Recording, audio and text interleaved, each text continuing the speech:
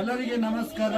ಇವತ್ತು ನನ್ನ ಮದುವೆಗೆ ಬಂದಿದ್ದೀನಿ. ಸೊ ಇವತ್ತು ನನ್ನ ಮದುವೆ ಲದಾಖ್ದು ಹೆಂಗೆ ಇರುತ್ತೆ ಆ ಬಗ್ಗೆ ಒಂದು ವಿಡಿಯೋ ಮಾಡ್ತಾ ಇದ್ದೀನಿ. ನಮ್ಮ ಹಿಂದೆಗಡೆ ನೀವು ನೋಡ್ಬೋದು, ಎಲ್ಲ ಅವ್ರ ಫ್ರೆಂಡ್ಸ್ಗಳು ಬಂದಿದ್ದಾರೆ.